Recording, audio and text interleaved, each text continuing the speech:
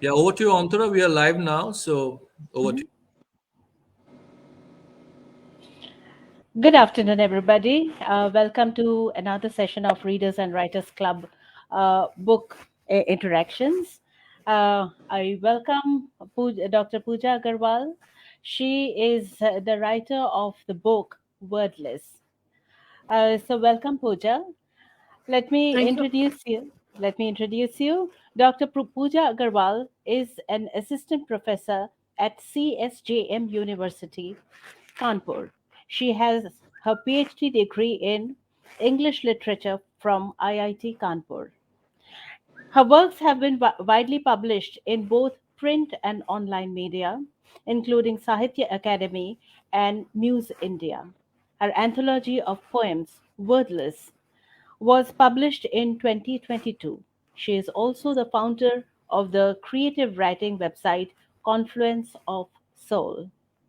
So that's the introduction of Dr. Pooja Agarwal. She's now a poet and she has a book, Wordless, which we are going to talk about in this session. Welcome, Pooja. Thank you. Thank you, ma'am.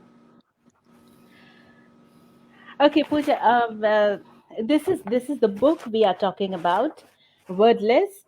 Yes. Pooja Agarwal. She's written this book, and it is published by Press. Okay, Pooja, the first thing, the table of contents Mm-hmm. itself is very interesting to me because here I see that you have divided your book into 8 segments. Yes, I ma'am. want you to tell us something about this. Why have you made these segments in your poems? Actually, ma'am, these poems they were written over a period of a certain time, and Hmm. they Pooja, represent a can you be a journey of. little bit louder? Okay, I'll try. I'll try. So, Hmm. ma'am, Hmm. these poems written over a period of a certain time, and Hmm. they represent a journey of sorts. And I Hmm. have mentioned that in the foreword. And to me, they represent a journey of moving from one's mental space to another. So, in that Hmm. sense, when I have divided them into 8 sections, the first section Hmm. pertains to the received ideas that we get, the tales that we hear, the fairy tales, the myths, the folk tales. Those first couple Hmm. of sections are about that, and then it's about Hmm. the myth getting busted, the bubble Hmm. getting bursted, and then later Hmm. on it goes on to finding your own voice, finding your own space, and finding Hmm. your own comfort zone. I don't mean comfort zone as in a zone of stagnation, but as a zone Hmm. of growth, a zone where you Right. can truly flourish and bloom. So that means, and Understood. so the later poems are more, I would say, slightly more mystical in nature. Hmm. Yes, that's true. That's true. And Uh-huh. So you mean that this is a journey where you have seen changes in yourself or your attitude or your emotional quotient uh, in your life, yes, ma'am. in a particular stage of your life. Is that what you're saying? Yes, and but I would not limit it to myself because I would say like these poems to be more representational rather than just Mm-hmm. individualistic.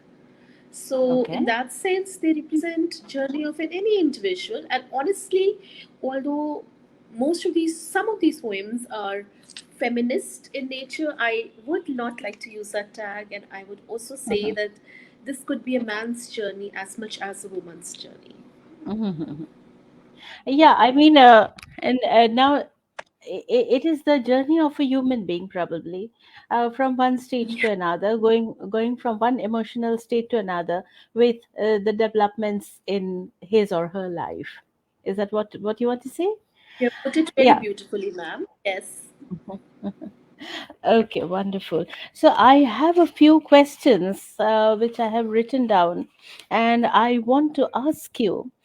Uh, there, I see in many poems, there is a distinct disillusionment about love and marriage, which is very apparent in many of your writings.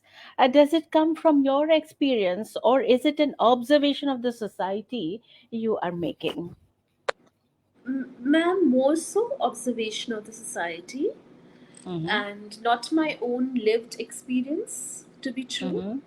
Mm-hmm. Mm-hmm. And I am, it's not a disillusionment from love, at least not later on, but it is more about sometimes being trapped in wrong relationships or being Mm-hmm. forced into wrong relationships. So I think I come from that place, but this Yeah, is not I necessarily experience. understood. And especially in a society where arranged marriages are very prevalent, uh, Exactly, exactly.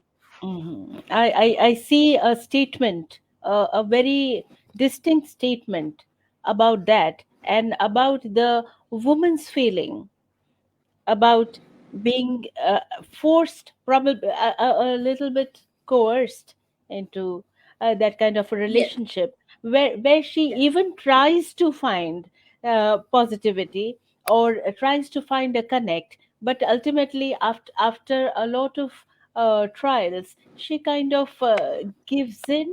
Is that what you are trying to say? Um, I don't think I would call it giving in first. I see, let's just use a technical term to begin with, just for the sake of it, patriarchy. Hmm. So, Okay. in the second section itself, if Hmm. you Which see the is, illustration which let is me at the see. beginning of the second section, I The will let you second know the is page two number. dungeons deep and caverns old. That's the And you can second see a section. ladybug, right? You can see a Yeah, ladybug. yeah. Let me find out page 19, everyone. If you have the book, yeah, there is a Right? ladybug. And would Right. you like to read out the title and the little description that you Yeah, have here? just let me also open the to page number 19. Hmm. And I would like to actually just, let me read this out. So, Yeah. between the shadow and the soul, the lush plant. So, it begins with a sapling, it begins with a plant just being born. The Hmm. lush plant, now in its youth's sway, was torn apart between the lure of tales and pale visions of every day. A ladybug, known for her wisdom, told the plant that it really shouldn't feel blue, for some parts of the story still come true. Besides, it should be thankful that its life looked as promising as it could be, and the plant knew that it was left with no choice, for none was asking it to exercise any voice. So, what I would like to point out here is a ladybug. Hmm. It's very famously understood by everyone now that patriarchy, the perpetrators and the perpetrators of patriarchy, Hmm. sorry to say, more than men, are actually women. Actually. So, so that is why the ladybug, that she's the one who's telling the young plant that go ahead, go get married. It's okay. Hmm. Everything is going to be all right. The stories that you've heard, some of them are true. Some aspects of it are true.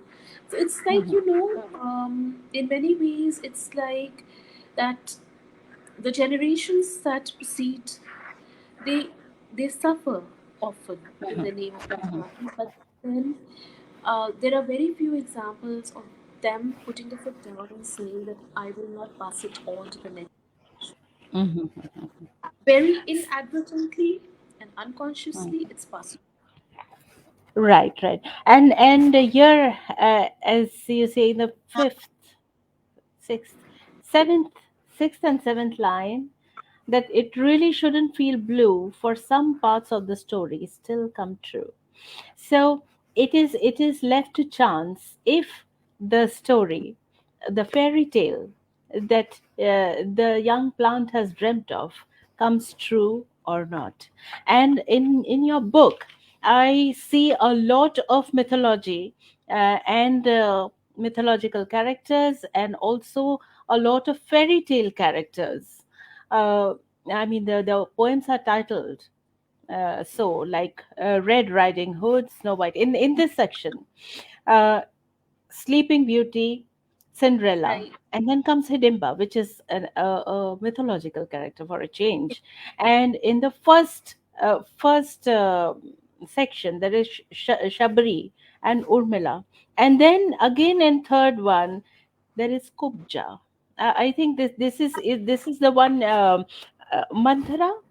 Are you mentioning Manthara here? And Kubja is a mythological character from the stories of Krishna, Okay. and she was understood as this old woman, ugly woman whom Krishna Mm-hmm. just touched and made beautiful.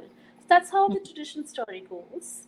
Mm-hmm. Um, but this one, actually, the poem, although it just takes a title from Kubja, it Mm-hmm. talks about professional love, and especially it talks about acid attack in a very, very Mm-hmm. subconscious manner, Mm-hmm. about acid attack, about attacking someone you want to possess, and about parasitic kind of love. Mm-hmm.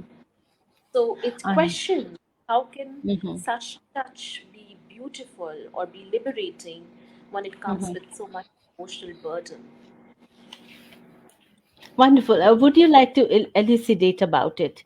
I mean, about Kubja, especially this, because I see that you have used a lot of symbolism, and which needs to be a little bit deciphered for the readers to delve more into the kind of thoughts that you want to, propose. Yes, ma'am. Actually, there are a couple of poems, Kubja being one, Yasodhara being another one. Mm-hmm. So these poems are like alluding to something, some characters, some stories, Mm-hmm. but the Mm-hmm. allusion is very subtle. So yes, that does Mm-hmm. demand some explanation, maybe, or just some clarification. So Mm-hmm. Kubja, in this case, the wind is understood as the male character who's Mm-hmm. stopping Kubja's way. Kubja is just the character's name may not necessarily be Kubja, but she's returning home after the day Right. is done, and Mm-hmm. then this wind stops her and wants to play with her, literally, and Mm-hmm. manages to malign her in some way, right? But Mm-hmm. does not manage and cannot manage to malign her spirit, because that's Mm-hmm. how the ending of Kubja goes. That Kubja Mm-hmm. is ready to write her own climax, be it Mm-hmm. mystery or no mystery, be it Mm-hmm. whatever it is. She still has control over her life and over Mm-hmm. her condition and over her Mm-hmm. circumstances, and she still is going to write her own tale and not be a victim despite being victimized. And Mm-hmm. yet another poem that I would like to talk about is Yasodhara, with the name taken from Buddha's wife. Mm-hmm. So over here, Buddha is understood. The male character is Mm-hmm. understood as a painter who has painted these paintings of stupa and um, monastery, etc.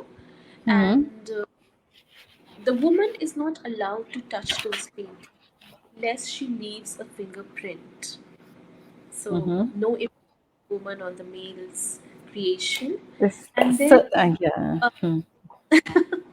Yeah, and carry then on, carry on. there is this whole thing about uh, that she, although the fame rests on the male, and he's just very oblivious to Mm-hmm. what all, I won't call them sacrifices, but what all allowances have been made in for Mm-hmm. him. Mm-hmm. And Yasodhara is a very, very empowered figure who doesn't care for that, and Mm-hmm. who doesn't even care to enlighten that. Guess what? Whatever you Mm-hmm. are getting, I've allowed you those moments of isolation. I Mm-hmm. allowed you moments of working while I was taking care of the more pragmatic part of life, right? Mm-hmm. I strongly believe, ma'am, that Mm-hmm. behind every artist, let's Mm-hmm. just call artist, Mm-hmm. whatever art, there is someone um, who's done all the not so glamorous work. Yes, actually, essentially, an artist is a very, very self-centered entity Yes, because yes, yes, yes, because his entire focus is on another world which he's yes, creating, and not yes, the world that we are living in. So the practical things have to be handled by someone else, which might be a very, very, very thankless job. And yes, exactly, exactly. So yeah, if you look at Buddha and we look at his enlightenment, and then if you look at his followers later on, yeah. it is someone who has allowed him that, Hmm. you know. So that's how it Hmm. was. That's how I was Yeah, looking at it. yeah, I understand that you are trying to portray that this entire system of patriarchy and the way that things are are arranged in our present or even past society is that uh, certain things are allowed to a man, and certain things are taken as granted for women, and that they should be doing this is their duty. But a man's duty is a very ethereal thing which can shift from one to another, and they are glorified for that. Because if you remember, I mean, you of course will remember, because you have alluded to Yashodhara. She and her son were very, very unceremoniously uh, deserted by her husband. Her husband was Buddha, and he he was this saint and the preacher and the teacher for the world. But what was he to her? Because he actually, yes, to her That's a and bit, her son. and That's a huge question. he was a prince. He could leave, and Yasodhara, in some ways, could be taken care of because she was a princess. But what Mhm, about all the Buddhas of the modern world who are so wrapped up in their worlds? mhm, So, but at the same time, this is not necessarily gender specific in the sense mhm, that.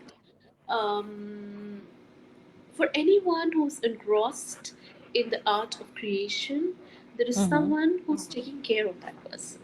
So that's mhm, something that I believe in. mhm, And so the onus of credit mhm, is not singular. That's it. That's all that I mhm, want to say. mhm. And So I this is like it. I like your gender stand of gender parity. You really do not want to, point a finger to a single gender and say you did it, and you did it. no, So because I think now the society, the stage that we are at in our mhm, civilization progress, mhm. it's human versus human rather than man versus woman or a woman versus man. Exactly. Because, but yes, you know what, Antara, maybe later, some other time, since I Mhm, have a website, there is a poem mhm, I would like to mhm, share with you, but right now I mhm, can't access it. It's mhm, on this only, about how we need not, it's a very cliched thing to say, but nevertheless, that how we mhm, we need not be like men to be strong, mhm, right, ma'am? mhm. And Absolutely, absolutely. men need not be so alpha masculine to be men, Mhm, and that it's a burden that they carry too. So mhm, yeah, mhm. those are the things that I kind of do That's believe in. that's a very profound statement that you made, Pooja. That that we don't have to assert ourselves so much, because if we are worth it, then it will, naturally come out. It will Absolutely, naturally stand out. absolutely, absolutely. Hmm. Yes, I Right. think I do want to say that. Hmm. Pooja, would you like to read out a bit of Rapunzel? Oh, That was an intriguing poem. Mm. sure, So, ma'am. Can I so ask you for everybody, page number? yeah, yeah, sure, sure, sure. Because Rapunzel the is content, 42. Uh, if you have the book, yeah, I do. it is page number. I am telling the audience as well. If you have the book, then please turn to page number 42. Yeah, Pooja. Now I want you to read a little bit of it and Okay. tell us the meaning, that the subterranean meaning that you So wanted to do you want me to draw. read the whole thing? You might. I mean, it's your choice. Okay. Okay. Mm, So let's see. He mhm, said he loved her hair. He said he loved her hair, loved the way it smelled, freshly washed, as it held all his senses captive as a slave, loved the way it fell upon her face, covering one eye like a veil, making her oh so seducing, a million hints in one naughty wink. Loved the way she lovingly weaved fresh white blooms into its lustrous length, and loved the way it fell upon her hips, continuing down further still, a fierce, cascading, wild waterfall, gushingly singing verses delightful. He said he loved her hair, the dark tresses that gave refuge to innumerable shy dreams, the ones that he wished he could decipher, like a language from another world, the one that carried messages occult, passed on in nothing more than a murmur. He said he loved her hair, a haunted labyrinth, alluring him and serenading him to find within something, a treasure, a map, a totem, a key, that which alone had the power to set him free. Her hair called out to him like a puzzle unsolved still, teasing and beckoning a mind particularly gifted. He wished to get lost in their maze, bring all his sorrows flowing out of his eyes, and wet every strand with his tears, weave them with his pain, too fierce for any other expression, until each of his cries wiped away by a soothing, whispering hair. He said he loved her hair, and would love them forever, but the other day, in a fit of drunken madness, it was a hair that he pulled, yanking at their roots as if he wished a hair to bear his weight, and that of his twisted jealousies, while he stoned on her vulgar, unheard curses, calling her a seducing whore. Ma'am, this poem, so the title is very obvious and it mhm, alludes to the fairy tale of Rapunzel, and hair plays a very important part in this. mhm, Other than that, there is this sentiment that often in a relationship between two people, we seek refuge, we seek we seek solace, but mhm, sometimes we also seek. I think most of the times we also seek validation. So in this particular case, the man is seeking all that by making the female persona's hair wet with his tears. It's almost like Othello and Desdemona, mhm, for the world of sighs that mhm, Desdemona had for Othello's every story. And mhm, then you have this whole concept of that what happens when he's enraged. So seeing her, which was so comforting to him, he thinks that she is um, perhaps. mhm, See, jealousy is one emotion which is very strong in a, mhm, especially in a romantic kind of relationship. mhm, So, in this case, also, this whole concept of that same hair becoming something something that puts him off, something that repels him. And then what happens to all those moments spent in love or love making? So mhm, this particular poem in that sense looks at the grayness of this whole concept of mhm. romantic love. That it is never free Yeah. from jealousies and never free. I'm not Mhm, saying mhm, never. I think it's an mhm, ideal we all can work towards. But mhm, yes, under most circumstances, never. mhm. Yeah, we have, I mean, it is very common that when someone falls in love, whatever they fall in love with in the other person, when they kind of, I would say, they feel that they possess that person, those very things they would immediately stop, or they would look at that in a very, very different light. They don't want others to see it, others to appreciate it. Otherwise there will be jealousies, and there will be, mistrust. And all these things will creep in, and the very self same things that were lovely to the person who loved uh, the other person. I wouldn't say the woman. Basically, this is about a woman, by the way. But since Yeah, you want, I mean, you because want to law put and forward all. the gender parity, you want to Yeah, take that space. So that is yes, why I'm saying that one person and another person. yes, So at that point of time, it all the things that the person loved become, things of jealousy, and to blame the person who possesses it. That and use very bad um, language, or very bad allusions to say vulgar that, being to say that you attract people with these things that you have. like these are kind of some kind of games people play, right? Or Yes, the yes. idea that people play games. Hmm. Absolutely, So absolutely. yeah, And it's actually very contradictory, because the things that they love are the things that they will abuse later on. And yes, yes, and the person who they profess love to has to bear the brunt of all that jealousy and mistrust and yes, yes, abuse. Yeah, yes. I You know, there understand. is another poem, "The Hmm. Weight of Light." Hmm. I'm not sure about the page number, but I would just briefly talk about it. I'll So, "The tell you Weight of the Light." page number. The weight of light is 37. Page number 37. 37. Yeah. Oh, great, thank you.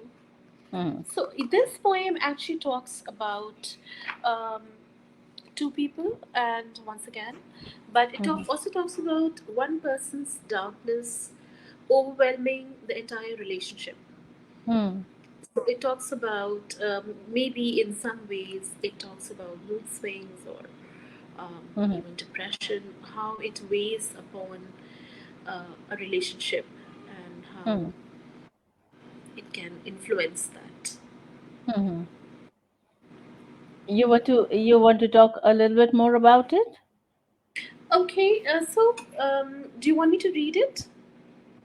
Yeah, you can read a part of it, and Okay. we can discuss that. Uh, like, I'll just read the first The verse, just the first Yeah, stanza. Give me your dark. please read the last para as well. Okay, okay. It The it is first it and is last. yeah, yeah, yeah. Okay. Give me your darkness, its dingy depths seem familiar to me. I have learned to wade through its thick, murky waters. The hollow shrieks that echo from its cavernous walls sound comforting to me. I'll go on to the last one. This looks like a very, very toxic relationship. Yes, yes. Actually, what was on my mind was that how, if a person is suffering from something Hmm. like this, it completely overpowers every aspect of his or her life Hmm. and even relationship, and the caregiver is as much, perhaps even more affected. Tormented. Yes, Mm. more tormented than the person who's undergoing the experience. Right. So that's why. I So the think you please read the last three paragraphs okay, where the thing changes. Like okay. the caregiver is first all understanding and loving, and how it slowly it changes, because Right. there And is a the reason limit. There it is a limit changes to because endurance. there You is a know. limit to endurance, and also there Mhm. is a lot of unpredictability involved when where Absolutely. it comes to such moments of darkness. Absolutely. So when a person is, let's say, wrapped up in darkness, Hmm. sooner or later one tries to make sense of that darkness. But Hmm. when there are spurts of light, the other person doesn't know what to do with it. It And also it they're is kind not of sustained. stunning. Yes. And they're also not sustained. Like Hmm. they are And then instances that again there is darkness. There are sparks of yeah, light which kind of bewilders that right, person, and then again it's darkness. right. So you And don't there are know no where you bits are. of parts. So that's why. So let me read the Right. last three Last three verses. paragraphs, yes. Now your light scares me, because when it does flicker, it reveals the deep crevices between us. The howl that howl out like hungry, unfed babies. The darkness has a perverted sort of familiarity, like moist, sticky kisses and bullying hugs. The groans gone cold in love-making. That is not much more than a compulsion, a load of homework that better be done. But your light descends upon me like a dead weight. A stranger I don't know what to do with, or a particularly fastidious acquaintance I'm eager to but can never befriend. So that's it. So now the caregiver uh, is very much tormented, himself or herself, Yes. whoever it is. So actually, ma'am, I would also like to say that this is not to undermine one experience over another. Mm-hmm. It's not to do that, because the person Mm-hmm. who's suffering is actually really, really, really suffering. But this Mm-hmm. is just to say that how sometimes what happens is also that we may be good to the world, but we're not good to that one person we were once good to, right? Like a relationship gone Absolutely. sour. Hmm. So, in that sense, what we have left to give to that one person is Mm-hmm. nothing but darkness. So, I think it Absolutely. comes more from that vantage point, right? Mm-hmm. So you have actually explored relationships and the subtleties of it, the unpredictability of a familiar relationship. Uh, Pooja, tell me, does do the things that happen around you torment you a lot? Because Um, a person cannot document poems like this if she has not experienced it, if not personally, at least vicariously. See, ma'am, there are two, three things. Like number one is the typical tag of confessional poetry. Mm-hmm. So, since my poems are talking, they are not politically motivated. They're talking about Absolutely. personal issues, right, ma'am? Mm-hmm. They're Right. not talking. In that sense, they're not talking about other concerns, right? So, in so far that is concerned, there is a touch of personal experience in it. But at the Mm-hmm. same time, I would say that these are my observations and also my understanding. More than anything else, it is my Mm-hmm. understanding of Mm-hmm. what is happening in around us, with me, with everybody. Mm-hmm. I'm, because I'm a writer doesn't mean that I'm above that Mm-hmm. or whatever. So this is just an understanding of how one has to find one's voice. Mm-hmm. And in order to do that, sometimes one has to learn the hard way. Like I Mm-hmm. could think of females who, especially because the age bracket that I am in, I'm looking at age bracket of some women who are my age, and I'm looking at that how they have very passively accepted whatever has come their way, but sooner or Mm-hmm. later, the the need to put the foot down comes. Sooner or Mm-hmm. later, the need voice Mm-hmm. comes, and um, this is the journey of one such person who has learned Mm-hmm. it. It could be any person. Mm-hmm. Right. Pooja, one thing I differ from you is that you say that this is not political. Nothing is A political is also political. I So understand. it might not be about the Rajniti that we hear in the newspapers or anything, but patriarchy is very, very political. Yes, And yes. I completely understand that, ma'am. So it's yes, manipulations, it's various ways, it's yes, conditioning, it's propaganda. yes, yes, yes. That particularly the image of a woman and the image of a man, and how they have to be sanctimonious, and how endurance and tolerance and bearing with it is a virtue, and to find a voice, to look after yourself is so wrong. These are all conditioning and propaganda that is made in the name of patriarchy. Absolutely, Yeah. absolutely, So absolutely. I think this is about the politics of patriarchy, if I'm not Yes, wrong. absolutely. So yeah, definitely not apolitical. Yes. Um, Now I want you to tell us about the last section of your Yes, book, which that is, section is closest yeah, to my heart, ma'am. yes, that is the journey that you have made, and now this is the realization, or the present state you are in. So Yes, I ma'am. want to understand where you have reached. Um. Would you like to So, read the ma'am, title and the little description that you've written here? yeah, yeah. The last Mm. section, the poetry of the earth, right? Yeah, Okay. So let me read it.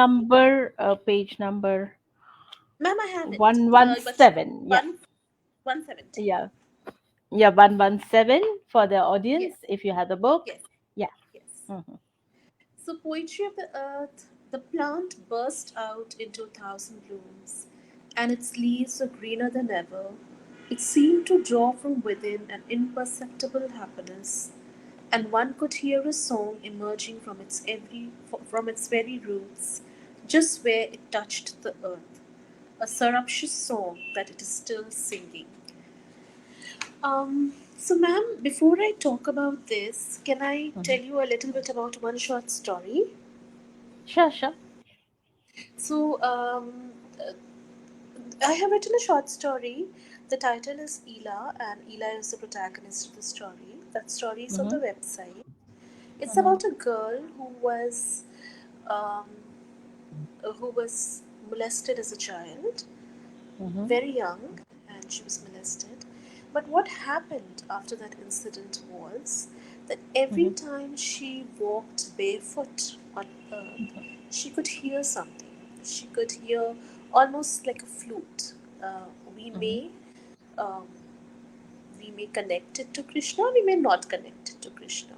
Hmm. We may give it a religious turn, we may not. So, Hmm. what happened? She was obviously in a. And what happened was that she had lost her voice. Hmm. She completely lost her voice after that incident, and she had to be hospitalized. But what she did gain, or what happened after that, was that she felt a certain presence, and every time she walked barefoot, she could hear something. So one time Pooja, she let me was tell coming. you one thing. I Mhm. have written an entire novel on the very same lines that you're talking about. It's Really? so uncannily familiar that Wow. I have to, say this in the middle of, discussing your book.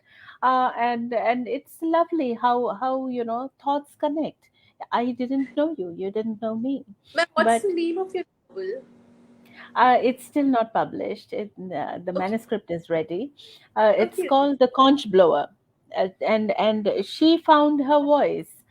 She thought Exactly. That that. happened in that's what happened. That's what will happen in my story. That what happens that one day she's coming back from tuitions, Mhm, and she hears a girl screaming, and then she hears a certain kind of voice again, and she starts to trace a step backwards from where she was coming, and there she sees a girl being molested by a man. She just mhm, picks up the stone and hits on his head, and there is nothing. There is no screaming, there is no shrieking, there is nothing.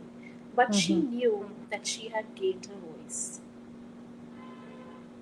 Wonderful, wonderful. So it's So, like, so it is some we might suffer some kind of torment and have become silent, but even without a voice, one day, you know, through our life, through our experience, through the pain that we endure, we finally find a voice anyhow.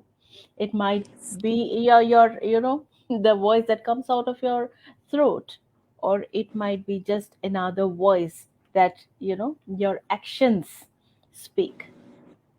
Is that what you're saying? yes, and in some ways, it is also about, you know, your pain liberating someone else, Absolutely. helping You someone else, there liberating are someone. actually, Pooja, I have seen, I mean, in my experience in life, I have seen that there are two things that happen to people who endure pain. One is that they become very sensitive and empathetic towards people who are in a similar situation, or they become very unempathetic and cruel, and they Mm, think that I have suffered this, and that is why uh, others also need to suffer and see how it feels. And she right. and those people will try to make people go through similar experiences, and find a perverted kind of satisfaction in knowing that, Mhm. oh, I suffered it, so should you. They become bitter, actually. Yes, very much, very much, very much. Yes, yes. And especially, again, this is a little bit gender thing. You will see this mostly with I mean, this happening with in-laws, the women on both sides. That's why, the woman of the family suffers, and then she wants the same suffering uh, Mhm. to be experienced by the daughter-in-law. So Absolutely, that's how they absolutely. become the perpetrators and the perpetrators of patriarchy. Hmm. That's Yeah. exactly it. Very few put Hmm. their foot down and say that I have suffered the same thing my daughter-in-law will not suffer. Right, So yeah, right, yeah. right. So there are a lot of things that need to be learned out of your poetry, and I think, the though you want to take the gender parity space, but the weight is more tilted towards women, because women are the ones who have to suffer because of the system. I'm not Yeah. blaming men, Yes. but the way the society is built and It's run. yeah. Hmm. Yeah, ma'am. So I'll just briefly touch upon the last section of my poems, Absolutely. and maybe if I can read one of the poems. Hmm. Please, And which page? ma'am, just give me a second. Hmm.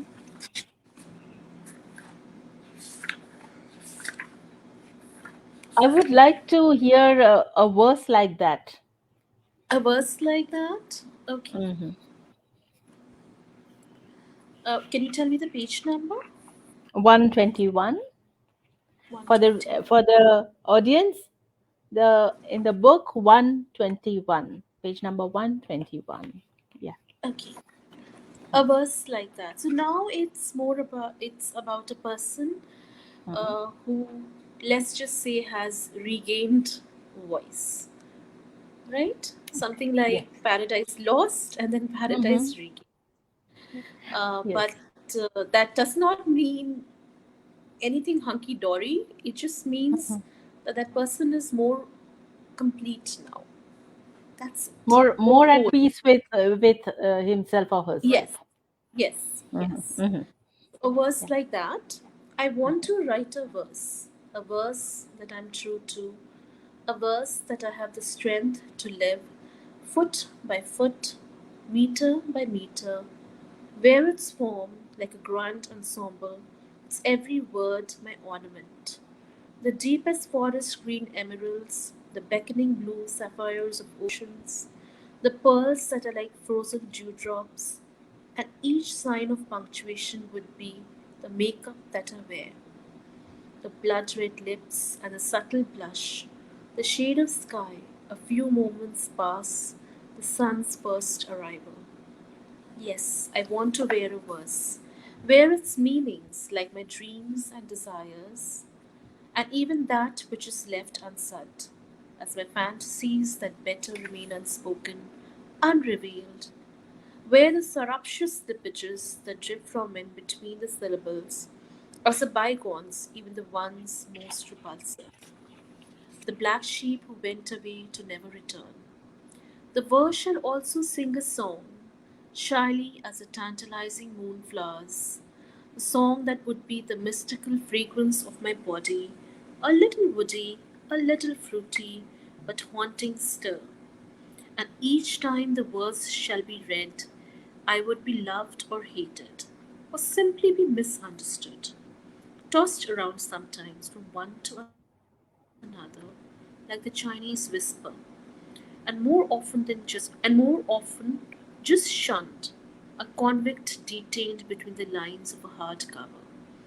But once in a while, I would also be the verse that finds a beat in another's heart, that resonates like expanding ripples in the soul of the reciprocating mate, who would gather from the verse emotions scattered all over, like flowers from a broken garland, and would collect the buttercups, some withered, to be rearranged in ways new and novel. I want to write a verse that I live. I want to live a verse that I write. Verse me, verse, like a Mobius strip that has neither origin nor conclusion, just an everlasting beam, an infinite moment of something authentic. So, just one thing I would like to say here, ma'am, that this is a very, um, over here I can say it's a personal, this is a very Mhm. personal search for Mhm. something very authentic in life. Like, I think that we all are troubled by the way things have become and the amount of, I don't want to be didactic, but the amount Mhm. of, let's just say, superficiality that we live in. We all Mhm. yearn for something, maybe just a very small moment of something authentic, something Mhm. true, Mhm. without getting into the Where you can be yourself. things where you can be yourself and where you can, I think, where you can, just a brief moment where things make sense. Mhm. So, Mhm. that is Mhm. something, that is why, for me, the poetry that I write is a lot about being true to myself as far as Mhm. possible. Yeah, that That's that it. is very, very visible, Pooja, in your writing. That that these experiences, it might be yours or what you have observed in the society, you really feel them, and you want to voice certain things that we subconsciously live through. You are voicing those things and in a very symbolic manner, so it actually relates uh, to the reader a lot. And here in this poem I see that the protagonist, whoever it is has endured a lot and then made peace with himself or herself, and then has reached a point where, not arrogantly, but very calmly, doesn't care, where you say, I would be loved or hated or simply be misunderstood. This is a statement where you have, put caring behind. Oh, what are people going to think? What is somebody else going to think about how I feel or how what I do? So indeed, your sectionalizing the book makes sense a lot, because the last stage is where you don't care anymore. You don't give a damn, actually. Let me use that language. Absolutely, absolutely. Yeah. So, especially women, when they age, they sooner or later they reach this stage. I do not know about men. I mean, I won't be able to talk about them, because men, I think they feel differently and act differently. But for I can surely talk about women, that we reach a stage when we have endured enough, and where we have cared enough, and then we have left them, whoever, to themselves, and then finally we reach a stage where we are at peace with ourselves and don't give a damn. Absolutely. And just celebrate being us. Yes, yes. So, Pooja, I think we have run out of time. Uh, I would like you to give us some parting words about your book, and Ma'am, if there is anything first you I'd want to like say to to your, thank you. I would like sorry, to thank you all for this opportunity, and it was such a great experience talking to you. it And was honestly, I could go on, and you were just so great to talk to. You made me feel so comfortable. Thank you for that. And I want to thank thank you. Dr. Mrs. Sakar also for this opportunity. Mhm, And that's it for my book. It would be a pleasure if people read it, like it, mhm. and that's it. Thank you, Pooja. It was a pleasure talking to you, and I hope that all our audiences have connected with what you have read and what you have written, and shall surely collect the book. And just one thing Thank I would like to say that I Right. don't have social media presence, as in Mm-hmm. Facebook, etc. So I have my Mm-hmm. Gmail ID in the book. So if anybody would like to write to me with whatever they have felt about the book, that would make my day. Pooja, can you also tell the audience how they can collect the book, on which all websites, on which are Amazon. stores? It is on Amazon. Okay. It's on Amazon, and Mm-hmm. soon enough it'll be on Flipkart also. Okay. And that's how they can, and they can get it from the Reverse Press website. Mm-hmm. Okay, Pooja. Thank you so much. Thank you, Thank you, Readers ma'am, and and thank Writers you. Club. Thank you, Readers and Writers Club, and all the audiences who have been patient and heard us. Please collect Pooja's book, Wordless, because it is a very, very relatable book, especially for women. Thank you, everyone. Thank you. Have a nice weekend.